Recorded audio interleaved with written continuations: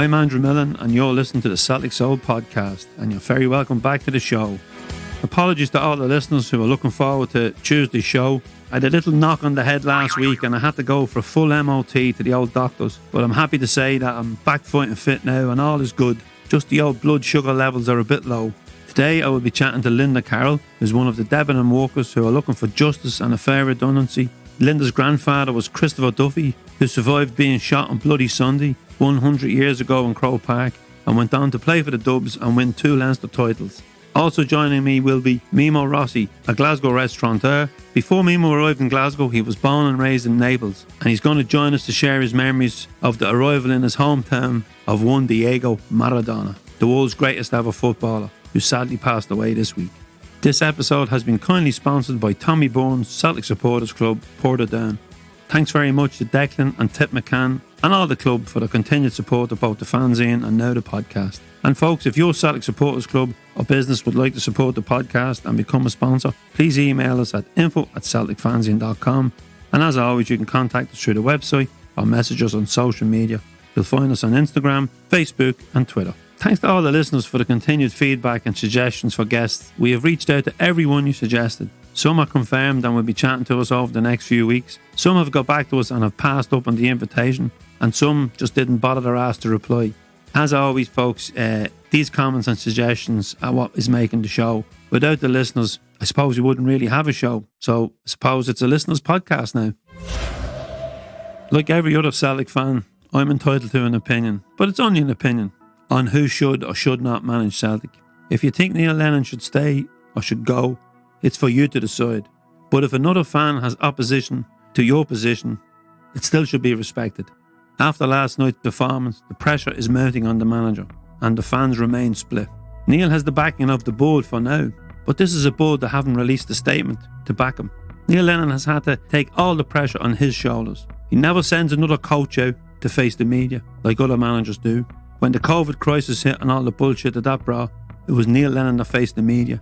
Not a club doctor, not a medic, and certainly not Peter Lawwell. Peter Lawwell has not spoke publicly since Brendan Rodgers left. All we got was a statement on the club website. Peter was very clever. He waited till the fans turned on Brendan Rodgers, till there was enough people calling him a snake and enough people calling him a rat. Then he appeared outside Easter Road where fans were getting selfies with him. If any fan has a grievance, the grievance should be towards the board. Neil Lennon has not brought in his own coaching staff, and I've said it before, he knew that when he took the job. But what Celtic man is going to turn down the Celtic job? I don't think any Celtic man would. Why is Martin O'Neill having to come out to defend the manager on the back pages? Why is the board not out defending him? Because they're waiting in the long grass. And if Lennon goes, the only way we will see Peter Lawwell is if he appoints a gold star, a Pochettino. Then he'll be out and we'll all think he's a great fella. But if it's Strachan or a manager who has been unsuccessful down in England or a name that is not big, we won't see Peter Lawwell. Anyway, as I said, Neil has the backing of the board for now, but I fear if he drops any points in the league, then his time at Celtic will be up from now till we play Rangers. Celtic are well capable of going unbeaten in December, but it looks like the players have thrown the towel in. The manager hasn't. He's come out again and said he's here for the fight. Just for the record, I'll be backing Neil Lennon until he steps down or he's sacked. I can't imagine him stepping down. Who will ever walk away from that job? And a payday. Don't forget, there's money involved in this. Neil Lennon is a paid employee. If he walks, Peter Lawwell is laughing all the way to the bank. If he stays, he has to be paid off. As a union man all my life, I respect that, Neil. Some of the comments on social media towards Neil Lennon have been bang out of order. Have an opinion by all means. Partake in logical debate. But don't get personal. And don't steal your granny's bed sheets to protest. After another piss poor performance in Europe last night, the players must have a hard look at themselves. It started so well, with Eddie opening up the scoring, but a mix of shocking defending, failure to cross a ball from set pieces, passing the ball from left to right with little end product seems to be the story of the season. Add COVID-19 and the Rangers' improvement to the start of the season both domestically and in Europe, and it really is tough watching for us as Celtic fans. All the talk has been of 10 in a row, and I have been guilty of getting caught up in it, but maybe we should concentrate on one game at a time and one competition at a time. Starting on Sunday against Ross County. Family, friends and supporters clubs are divided over Lenny. Is Lenny still the man, or is another manager comes in, is he better? It's a gamble, isn't it? Stick or twist. A new manager or coach may not turn it around. Celtic have come back before. Neil Lennon has come back before. But can he do it this time? We've no international action now till March, which should help us. But we need to bed in the defence. It changes every game. The goalkeepers. Who's our number one goalkeeper? We don't know. Taylor and Duffy were blamed for the early errors, but they're not starting now.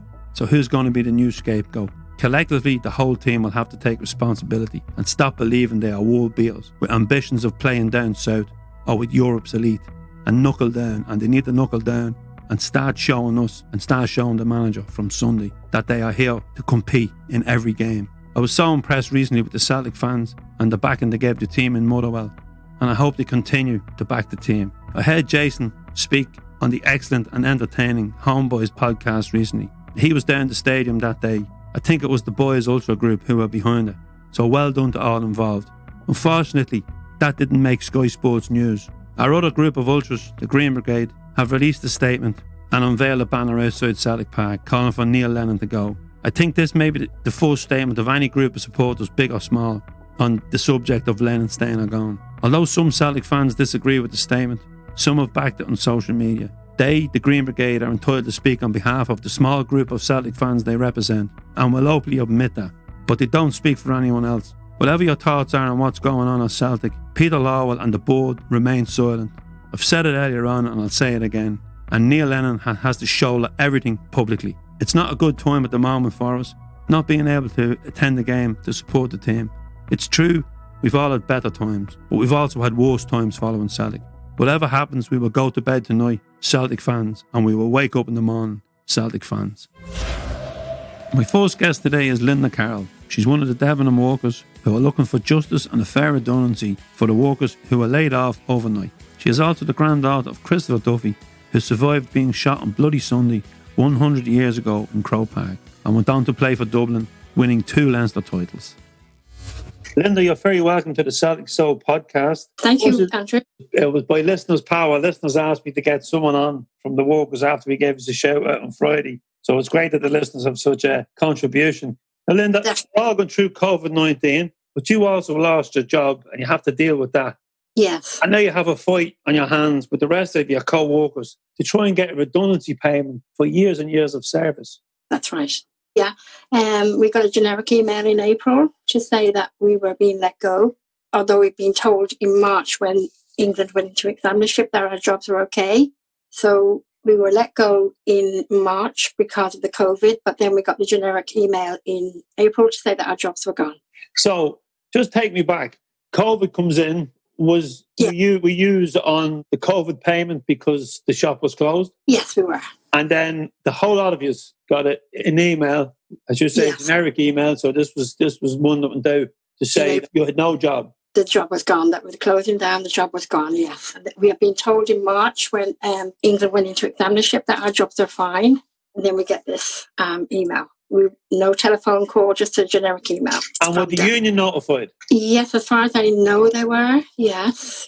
So the union have been notified, the workers have been notified. And what did it tell you? Like, you're not entitled to any payment, the place is closing? Yeah, that we'd be only entitled to statutory redundancy, which is 2 weeks for every year. But when back in 2016, when the last redundancy came about, there was a pledge that if it ever happened again, that we would be given 2 weeks plus 2. That's what we're fighting for, the 2 weeks. But Debenhams have just walked away. KPMG are our liquidator, and they've just said there's nothing there for us, that we were last on the list. Well, Linda, I've been made redundant. I was made redundant, and I remember the union going in and negotiating the package, and we got quite a good package. I know 2 weeks isn't much to ask for. No, because the last redundancy, the people got 6 weeks. Yeah, which would be quite standard. Yeah. You really have been treated unbelievably, and the way it has been done, and the cold and callous way. Yes. Once you're told your job is safe, go home, come back from COVID. Yeah. You basically wake up and told, sorry, you can deal with COVID, but you've no job to come back to, and go and ask the government for a couple of quid because we'll be giving you nothing. Nothing, no. And then we did eventually get a meeting with KPMG and the union, and we were offered $1 million, which is between 987 people. So, people will be getting between 200 and 600, for as a redundancy from Debenhams. Yeah, and it sounds a lot, doesn't it? Oh, we offered them $1 million. Yeah. When you break it down, it's little or nothing. Yeah, it's 987 people across the 11 stores. Yeah, and as I said, we gave a shout out on the podcast on Friday, and we had George McCluskey on that, and we got a lot of supportive messages and comments from people, and indeed from your fellow workers. But it was the listeners that said, can you get someone on the show? And then someone suggested it, and here you are. Can you take us back from your time working with the company and just paint a picture for the listeners?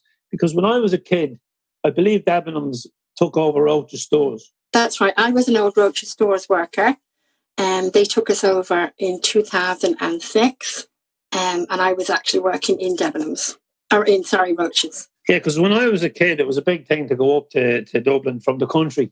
Oh, wow. With your mum and see the Christmas lights and maybe see Santa Claus.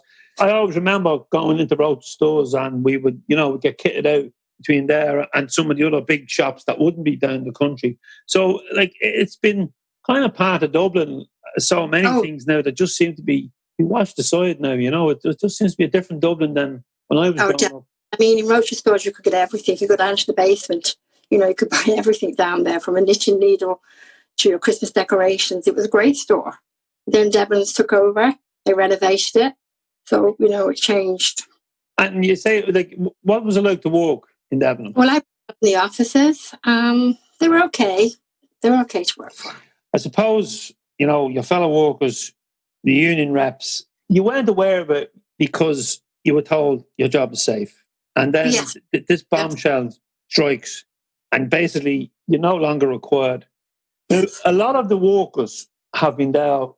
Some of them have been there for 30 years. Is that correct? 30. That's with, they were in Roach's first, and then they went, Debenhams took over then. So that's counting their time in Roach's as well. Sorry, Linda, they wouldn't be young. 30 years service, depending on what you've been. So there's no one young. So am I right in saying there's people now in their 60s? Well, I'm actually in my 60s. I would have been one of the older group. Yes. So instead of looking forward to retirement, you're now on the picket line trying to get 2 weeks for every year service. Am I correct? That's right. Yeah, and that's what I'm saying to myself. I finished my, my career in Debenhams and retire from Debenhams. You know what I'm saying? So it was very disappointed. But some of these workers are too young to get a further pension. Okay.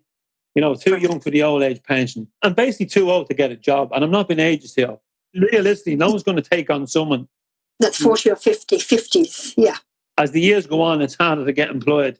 But from a personal point of view, when you found out, how did you feel, and how did the other workers feel when you start talking to them? They were devastated, because a lot of the younger girls would have mortgages, and they're saying, how are we going to survive now, because no job. But they were all so disappointed. And then when we heard that we were getting nothing, a lot of anger, a lot of girls there for 30 years working there, giving everything.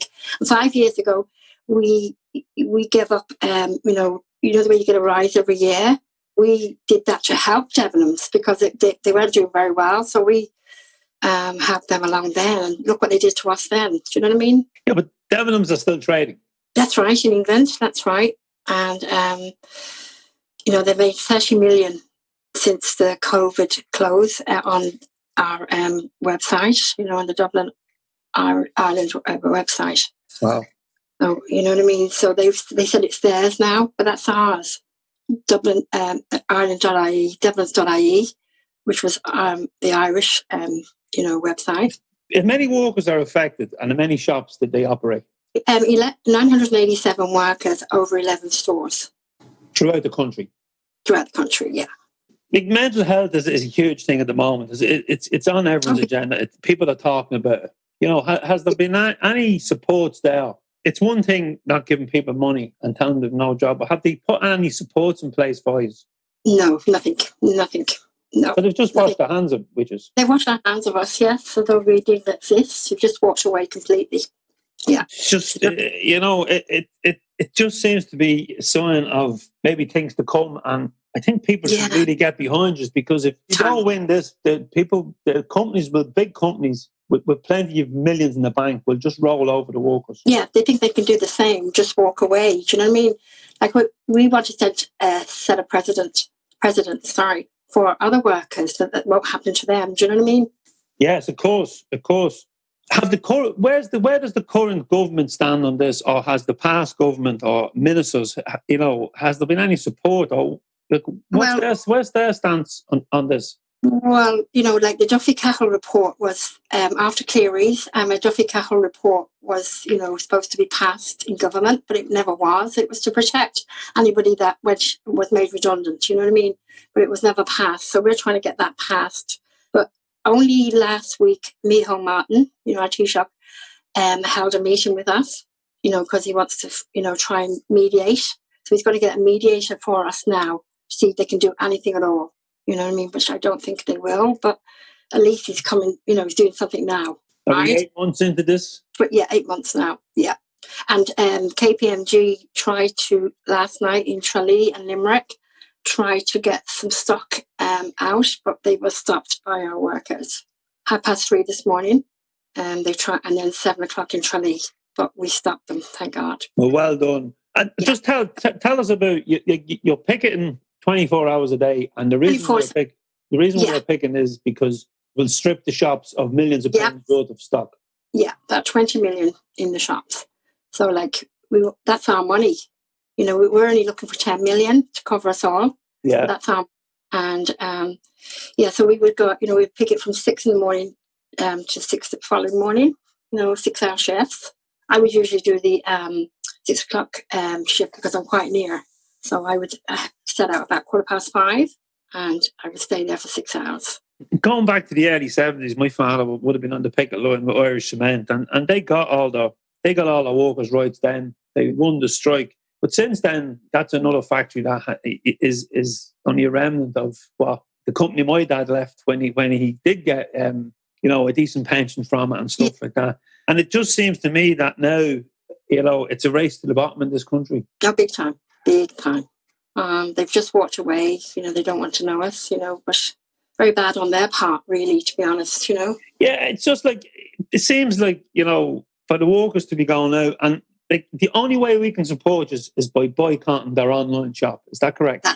That's what we're doing at the moment. We had a launch there at the Darling last Tuesday to boycott the online service.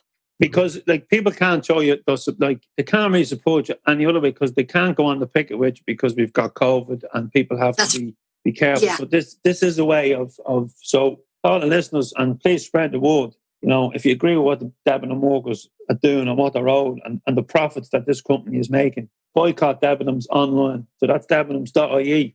Yes. And in the UK, then it'd be co.uk. So we've got a lot of listeners in the UK as well. So yes.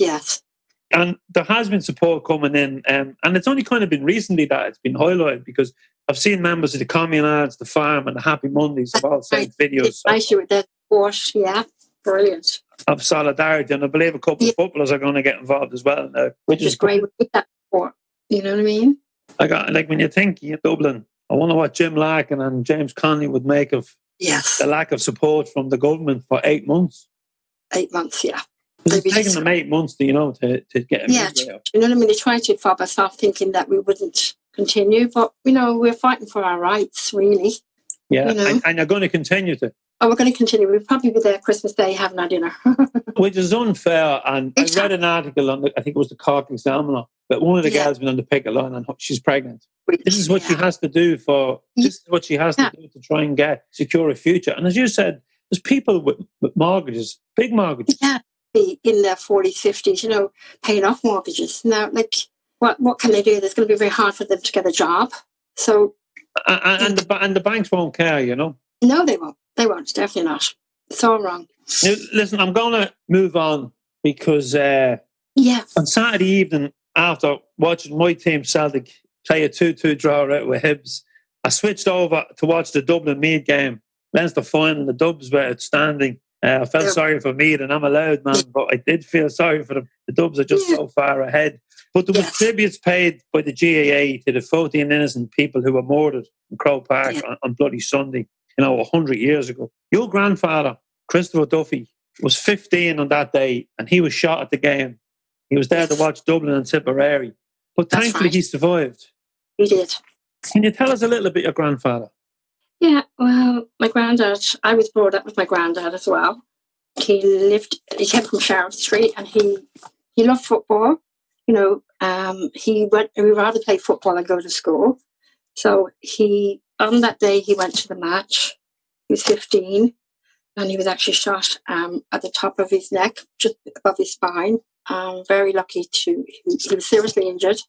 Very lucky to survive, but he did. But he was always wanted to get into football. And it was, the thing we were so proud of is that he actually did play for Dublin, and he was shot in Croke Park. You know what I mean? So it was. So he played in Dublin, and he won 2 Leinster titles, and he played in that stadium where he was shot. Yes. It's an amazing story, and I know there's a YouTube. There's a YouTube by your brother, and is he your nephew? My son. And I'll put a link up to that when we put the podcast out as well. Brilliant. That would explain everything, kind of. Do you know what I mean? Yeah. So, Linda, where did the Debenham workers go from here? Well, we're just hoping that Micheál Martin will be able to do something for us.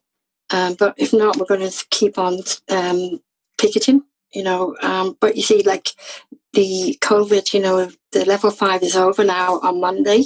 So KPMG will probably pounce on us now. So we have to be aware, and we're going to still picket. But hopefully we're hoping that Micheál Martin will step in and get something for us. And Linda, is there anyone, okay, we know the union is there for you. Is there anyone, other politicians lobbying the government on your behalf? Independents, really, you know what I mean? Robert Boyd Barrett and Bree Smith. There's the independents are, trying to, but none of the Fine Gael or Fine Gael or the Fianna Fáil. I'm Sinn Féin is behind us as well. So we have a few lobbying for us, all right. So at least you've someone on the opposition benches anyway. Oh, yeah. There's Mick Barry, he's brilliant. You know what I mean? They talk nearly about us every day, but only now Micheál is starting to step in. So hopefully something will be done now. Well, hopefully it will be done. And I think if they can feel the effect on the online sales, maybe they will do something for you. Maybe they will, hopefully. But the fact that they haven't sat over the table with us is probably the worst thing about it, because they're just carrying on with their lives while you are also. So just a little bit of justice and a little bit of watch your road. That's right, definitely. Linda, thank you so much for coming on to the podcast and sharing your story with us and sharing the plight of the Debenham workers. And we hope you do get justice, because you deserve it after all these years of service. And I hope that there's not too many more hours in the picket line. But I do admire you. And hopefully you'll get sorted, and maybe you can come back on the podcast and let the listeners know and maybe thank them. Definitely. Thank you so much, Andrew, for listening to me and putting our plight out there. So we're just saying boycott Debenhams online. We will be. And I'm sure all the listeners was, because it was the listeners that asked to get you on here. So thank you very much. Thank you so much. We appreciate all your support.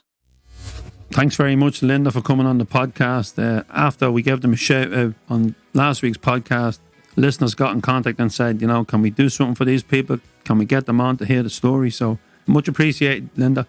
And now all we have to do now is boycott Debenhams online, folks, and support Linda and her fellow workers.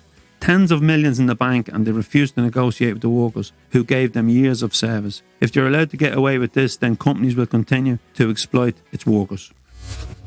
My next guest on the show today will be Mimo Rossi, who witnessed the world's greatest ever player play for his hometown. What a buzz it must have been when Maradona landed in Naples. A team that had never won the league, and all the success he brought to the club. A hero on and off the park to so many. A genius.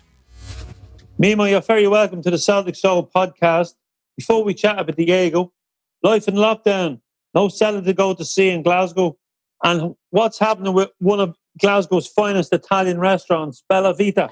Oh, things are tough at the moment for the whole catering industry. We have obviously we're being shut down for the last week and for the next 2 weeks. All business is not doing great, So the whole catering industry in general is not doing well. So we'll see what happens in the next 3 weeks. but we're finding it very tough here in Glasgow. And the whole, as I said, the whole industry. Mimo, can you tell us a little about Naples, just to paint the picture for where Maradona was going to arrive from? He was coming from Barcelona. Is it a tough town? Is it a mafia town? You know, what was Diego coming into? Well, what I remember very well, I was only a young boy. I was 14 at the time, 14, 15 years old. We already idolized. It was our idol already when he was at Barcelona. So Maradona, for all the kids, it was the name for everybody to shout when we were playing football. So it was like this big hero already.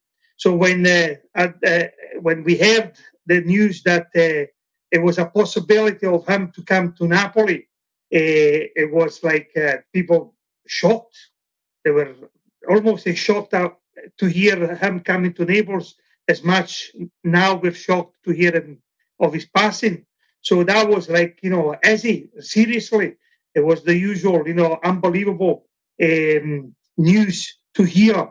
Then a great player like him come to a town and a club like Napoli, which at the time it was not very wealthy at all. It was no money. It was no the town around the stadium was high poverty, high unemployment, and it was just basically a dream come true for everybody.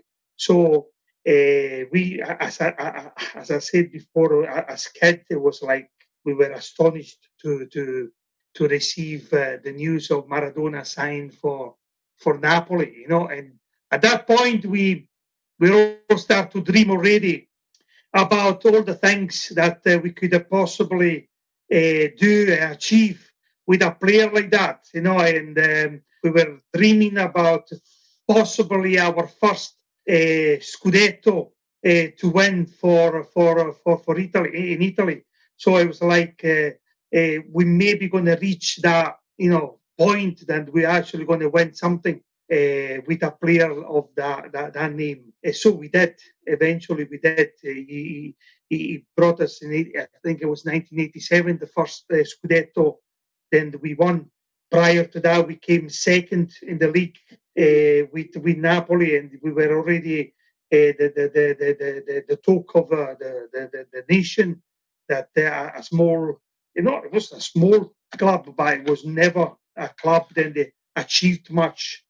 So we were always the underdogs, as you want to call it. And with Maradona, it just took us to the next level, and we were all at the stadium as kids. I remember I used to go, even if I didn't have tickets, hoping for go with an older man, which had a pass of like I used to go with these people that went to war. They had these special passes, but they had they could take somebody with them as a next to help them, because obviously they were war heroes, war people, so they had disability and so on. So we were allowed. So we were looking for the old guy with a stick to try to say, "Can you take me in with you? I'll be your helper today."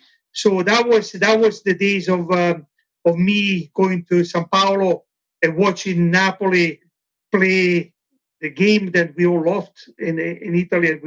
The game we always played in the street, every street corner. We played with anything it looked like a ball. We were just kids kicking a ball constantly. There was no computers, there was no phones, there was no technology. All we had was football. So, can you remember when the day Maradona arrived and signed as a Napoli player? Have you memories of that day? I remember clearly. Well, I was working with my uncle at the time, and we were doing some gardening. I was helping to get the gardening, and the radio was on like every afternoon, and listened to the radio. And when we heard the news, the first thing we done, we all jumped into the car and went to the street of Naples and piping the horns like you usually see scenery like that when Italy wins a game in the World Cup on the major tournaments. Then we all go in the street with the flags and So we were all in the street of Naples with people were already selling Maradona's faces on the scarves and stuff. We were all just joyous to wait for this great player to come through. And I was actually at the stadium when you arrived by helicopter. I was not in the stadium, but I was outside the stadium, so we could get glimpses of things to what I remember of this great day. We went and watched later on TV about what he did when he actually arrived into the San Paolo Stadium when kicked a ball for a wee well, and the stadium was absolutely jam-packed already of people cheering for him. So that was the day of his arrival, and there was just a massive joy for the whole town of Naples. It was, as I said, we were just celebrating as Italy won the World Cup almost, So that was the memory of when he arrived in Napoli, So the football god arrived in Naples. Out of the sky, and you're a teenager, and he comes down onto the pitch. It's like something out of the Bible, like the football Bible. Oh, it was like, seriously, I know stories about people, which is not very good to hear, but people having less food on the table to make the money for the tickets to go and watch the game. Wow. No matter how much you earned, you were trying to save that little to support the club, to support. But it was not so much even support the club. You just wanted to go and see the show. Maradona, it was like a show. We used to arrive hours before because we knew he would come out on the pitch. That was when I was a little bit older, a few years later, when I could afford to buy my own ticket. And I was there all the time. And I remember so clearly go to the stadium with my cousins, my brother, and we had pieces of papers in our hand. We cut it in small pieces that we used to throw in a bag to make like confettis to throw when the team came out. We spent hours in doing these confettis, but the entertainment of that, it was him coming onto the pitch and warming up. And that was the show. That was like, we were just waiting for him to do that. We knew he would do it. He came to the stadium earlier to his warm up. It was just an entertainment for all the kids, and he knew we were there, and he knew he done it. He get cheered for it. The most things that astonished me at that time, it was the actually players that they played with him, Ciro Ferrara and so many other ones that they played with him. And they didn't mind. They didn't mind that Maradona kind of took all the attention, and they were like little kids themselves, and they were at this honor to actually play for with such a player. Then even if he took on the show all the time, it didn't bother them. They were always happy, always friendly. It was the team bond. It was amazing. It was all down to one person. The listeners won't be able to see. I can see you now, Mimo, and the passion that you're speaking about, and the excitement in your eyes. Like you're that teenage boy again. Yes. Yesterday, since the news, it's all brought back to me a lot of memories that I done a phone video call with my dad, my mom straight away as soon as I heard the news, and I'm not joking. I swear, it was like talking to your parents about somebody very close to you just passed away, and they were all in tears. I start to get tears in my eyes just by watching them being in tears. And my mom and dad, they're in their 74 now, the two of them. So they were just because they were a lot younger then, obviously, but they were the one joy and have all the celebration with us kids with Napoli. So even your mom, and they were singing songs about Maradona, and it was always a family thing. It was always waiting. If I didn't go to the stadium, it was at the house waiting. We had our lunch, the Sunday lunch, and then we're all at the front of the TV again. Put the TV on earlier just to watch his warming up and waiting for the game to start. So it was just a family unification, if you want to call it. I remember my dad used to say, we go and pray God in a Sunday morning. We went to church to mass, and then they said, now we're going to pray the other God. We're going to go look Maradona. So that was the truth, about this magnificent person that he was. So unified people, unified family, Yeah, and like it just seems that here was the working class people in the city. Now they had a working class hero because Maradona could relate with the people because he'd come from the streets. He didn't have a silver spoon. No. It's obviously Argentina. We feel very, very close to it, especially Napolitan people. They feel close to the way of living in Argentina. Of a lot of we resemble in a lot of things. Kind of obviously things have changed now, but we used to be kind of the same kind of street people, living the same ways and the same of. Drying clothes outside in the middle of the street, and the pictures of Argentina and Napoli, they were very, very similar. And Maradona always said that he always felt Napoli as his home. He felt at home because the similarity of the city with his hometown. I just heard my dad today saying about the Pope, which obviously is Argentinian, and he's made a massive praise to Maradona. He will never come to Italy without going to see him in the last few years. And he showed all this memorabilia of a great player that the Pope kept through the years since he was, a cardinal in Argentina. So he cherished all this memorabilia from a player. And he also said that when Maradona came to see him, Rome have to wait. The Pope, it was busy to see him. So that is that's something to give you an idea how much he was respected, regardless of his downfall, of his demons, if you want to call it, that he had, which we all know he did. He was just a great man. He was a great person. He was a flawed genius, but he was a genius. The football is. I think we'll be talking about him for years to come. Forever, because obviously my son Gianmarco yesterday made a video about Maradona, and my son is 13 years old.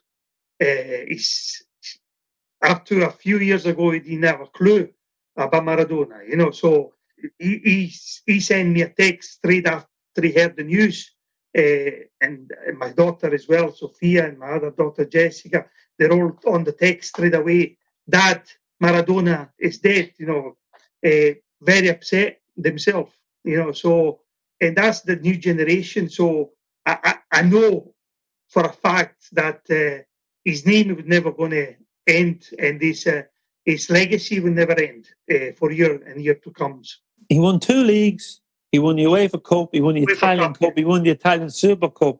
With a team that had, little success.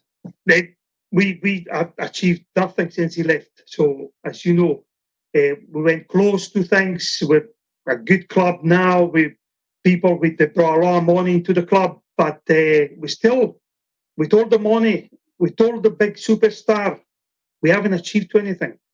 We achieved so much by just one man in the team than we never achieved in the last 10, 12 years with loads of money into the club.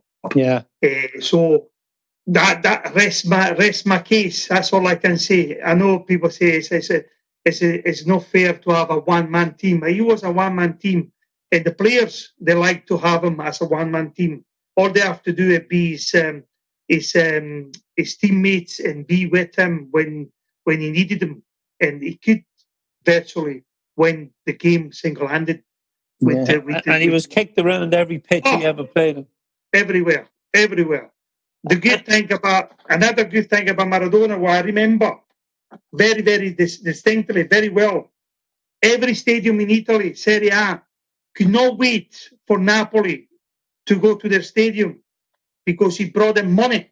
He brought loads of money to the club that we were playing against because the stadiums were guaranteed to be full. He was loved everywhere. No matter he played for Napoli, he was loved everywhere, you know. Yeah, even he came as a young boy to Dublin in 1980 and he set up the goal and people are talking about it on Irish television. One of the lads, Johnny, contacted me last night. He was at his last game for Argentina against Greece in the World Cup. People saw him when he played for the rest of the world against the English League. So that, everyone is clamouring for a memory now of Maradona. I'm lucky. I have a signed shirt by Maradona and it hangs over my son's bed. So that's my little piece of history. But he was a hero off the pitch in Naples as well. He had the freedom of the city in Naples. Yes, still has, you know. Maradona, no matter what, when he went back to Italy, obviously his first stop was in Naples. He was invited to many shows, TV shows and things like that. His main and first stop was always Naples all the time. I remember when we went to the European Cup in 1988. I was serving the country. I was serving the national service. I was in the army, and we were in the barrack. And I remember then, maybe because it was a barrack, you feel that patriotic, and no matter where you came from, and that in the barrack it was people came from everywhere in Italy, Sardinia, Milan, Turin, you name it. We were all celebrating together. Napoli won, but Italy won at the same time. To the Italian people, it was an achievement, you know, for the whole country. I remember so clearly. We were singing the national anthem in the barrack, watching the final of Napoli winning the Europa League. It was the UEFA League, the Europa League. Yeah, another great memory, you know. As you said, they've won nothing since, and they've spent money, and this was the golden era for Napoli. He's gone now, Maradona. He's gone to, you know, if there's a football heaven, he's sitting at the top. We're going to be watching videos, and we're going to be getting the books out again, and we're going to be reading them because his legacy will never die. You know, and not just Napoli fans or Argentinian fans, football fans throughout the world. Maradona is gone, but his memory will live on forever in the hearts and mind of football fans everywhere. No more than so in his homeland of Argentina. But in Naples, the murals will still be up and the fan stories will still be told. For years to come, my kids, hopefully they'll tell their kids. My son, as I said, he's been, since yesterday, he's been asking about stories. We've been watching videos on the phone. He was absolutely astonished to watch the second goal against England. That he took, he said, Dad, he took 4 men on his own. I said, yes, he did, and he scored. And then he watched the first goal, which was the famous hand of God. I said, that's actually with his hand. I said, I know. That's why. Maybe Scotland is a massive hero in England. I don't know. I'm not too sure. But Maradona had a great respect for Scotland. No, don't know about in England so much, and but definitely he loved the Scottish people up here because they knew they loved them for the hand of God. Probably yourself as well in Ireland. We definitely did, you know. So you know, anyone that plays England, you know, it's a tribal thing. It was definitely so that the stories will be many. So I'm sure that the legacy will be continuing and the legacy will be told. And of course, he was in Celtic Park, and there's the picture of him with the jersey. And my memory of him, and it won't be a goal, it will be him warming up to Life is Life.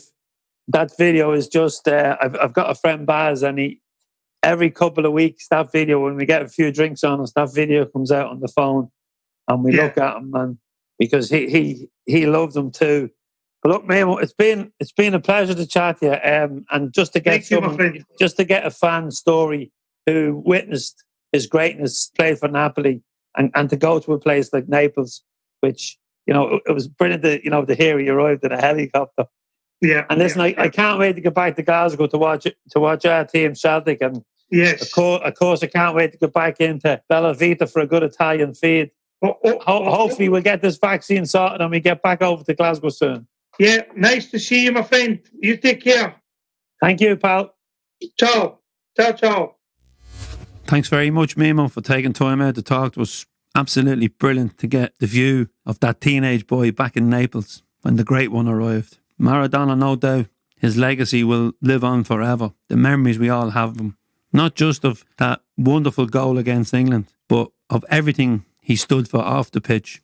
He was with the working class all the way. He came from nothing, and I think we all can agree he partied a lot, but then again, who wouldn't if you were Maradona?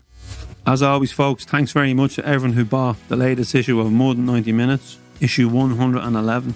Without your support, we wouldn't be able to get the print edition done with no ground sales. So, as always, thank you so much. And thanks to everyone who subscribed as well. We've seen a big increase in subscriptions since we started the podcast, and obviously we can't drop the fanzine off in the shops now, so that's helping us. So once again, thank you so much. I think I've said thank you so much too many times. So folks, if you want to subscribe before now and Christmas, we'll stick a free t-shirt in.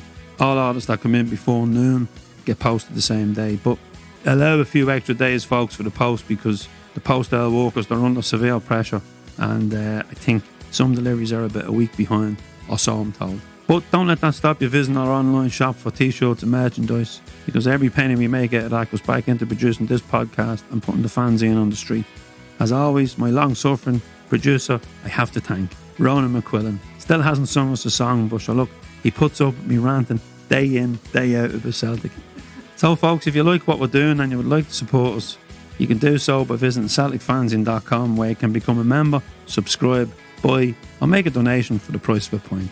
And I thank everyone who has. We promise no one wants Google type adverts on our website or in our articles, and no one wanted advert interruptions on our podcast. Someone asked me recently, why do we do this?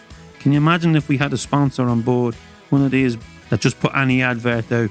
We could have one for Debenhams and us for the Debenham workers on. So that's just one of the reasons. We want to try and keep it real. We want to try and keep it independent. And your support means we can continue to produce quality independent fan journalism, podcasts, and we will be starting our video content again once level 5 restrictions are removed, and once we get back to level 2, we can open up the office then and get the rest of the team in and get some guests in as well for chats. So folks, if you're not in a position to financially support us at this time, don't worry, we'll still deliver the same quality content to all fans for free. Another thing that is free is our app, so please download it and you'll have access to all the podcasts, articles, daily news, video, events, and of course the fanzine on our online shop, or at the touch of a button on your phone or tablet. All episodes of the podcast are now available on all platforms, so don't forget to hit the subscribe or follow buttons and you'll never miss an episode. You can also go straight into Spotify from our Instagram story. And that reminds me, don't forget to follow us on Instagram, Facebook and Twitter. Give us a follow and give us a comment. Thanks again to our episode sponsors, Tommy Bourne's Celtic Supporters Club, Portadown, for their continued support of the fanzine and the podcast. As we said earlier, if your business or Celtic Supporters Club would like to support the podcast and become a sponsor, you can email us at info@celticfanzine.com, or you can contact us through social media or message us on the website. Keep all the comments and suggestions coming in, and here's a few from last week's podcast. Celtic Soul Podcast. Finally got around to listen to a few of these ones. Good quality and engaging too. Thumbs up from me. Joe Blog City on Twitter. George McCluskey. Sunday morning run after frustrating result with Celtic AM, and hearing some great stories with the fans, with the fan who lived the dream. Scoring a goal in the cup final and a winner against them. Rory on Twitter. Just listen to the George McCluskey interview. Complete class. I was aged 13 in 1980 and my old man took me to the game, and when the trouble erupted at the end, he grabbed me and we ran all the way up the steps and outside Hampden. Alan MacDonald, Glasgow. George McCluskey, another great podcast to pass the time on a Sunday stroll. It was great to meet George while enjoying a cold Corona along the Las Vegas Strip at last year's convention. Seems a million miles away now. Keep them coming, Andrew. And that's from Ryan in Belfast. George McCluskey, brilliant episode, Andrew. Kieran Bell, Bettystown. Celtic Soul with George McCluskey, my first cup final involved in Celtic. And get it right up ya. And that comes from Celtic Ra 9 in a row Twitter. Another cracking interview, some fantastic stories. The memories of Kane Dalglish, better than Johan Cruyff according to George McCluskey, and Jinky, and rightly praising James Forrest.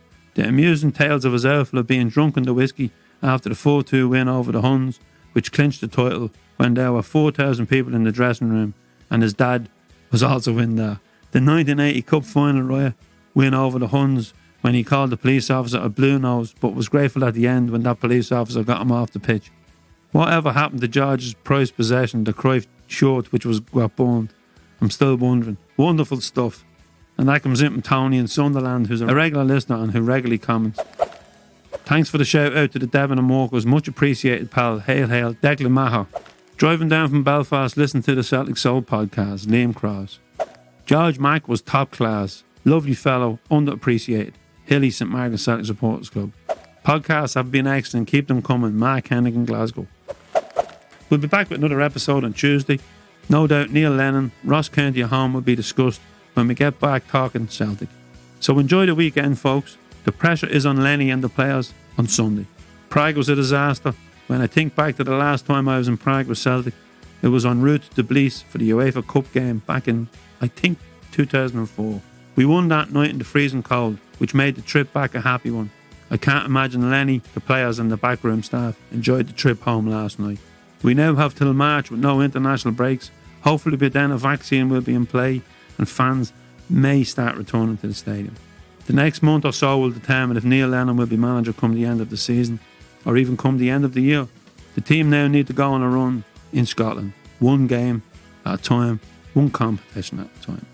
We want to lend our support to musicians and songwriters out there who've been hit the hardest by the lockdown restrictions with no gigs and no venues. So send your material to us and we'll give you a plug and we'll play you out of each show. Today we go back to the time the Blarney Pilgrims were live in the Mean Fiddler in Dublin. They recorded that night marching down Sackville Street on Easter Sunday. Visit Internationale Records on Facebook for more details. The album is now available on Spotify, iTunes, Apple Music and Amazon Music. Here is their adaptation of Woody Guthrie's This Land Is Your Land. So folks, all I have to say now is stay tuned, stay safe, and as always, keep the faith and up the Blarneys. This land is your land, this land is my land. From the northern highlands to the western islands, from the hills of Kerry to the streets of Derry. All this land was made for you and me. As I went walking by the Shannon waters, hand in hand with my little daughter, heard the church bells ringing and the children singing. All this land was made for you and me. This land is your land, this land is my land. From the northern highlands to the western islands, from the hills of Kerry to the streets of Derry. All this land was made for you and me.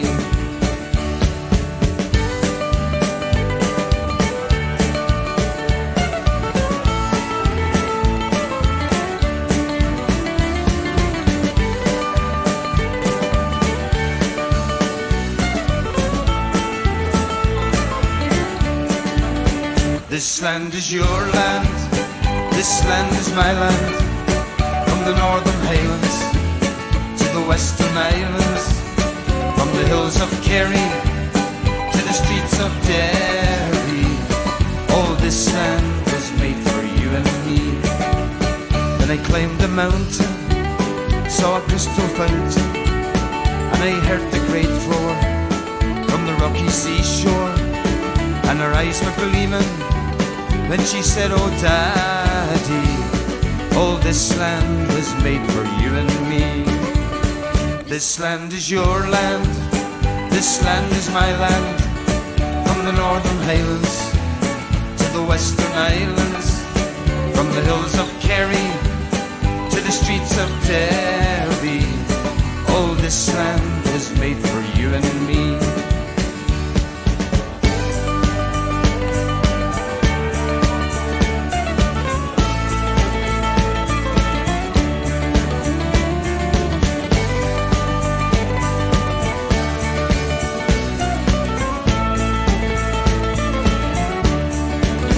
This land is your land, this land is my land, from the Northern Highlands to the Western Islands, from the hills of Kerry to the streets of Derry.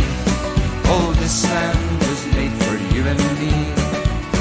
When I walked her home by the village steeple, proud of my country, proud of my people, of the men who tried there and the men who died there, singing this land was made for you and me.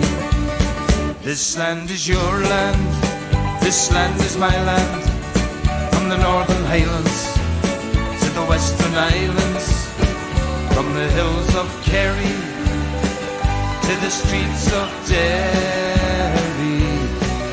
Oh, this land was made for you and me.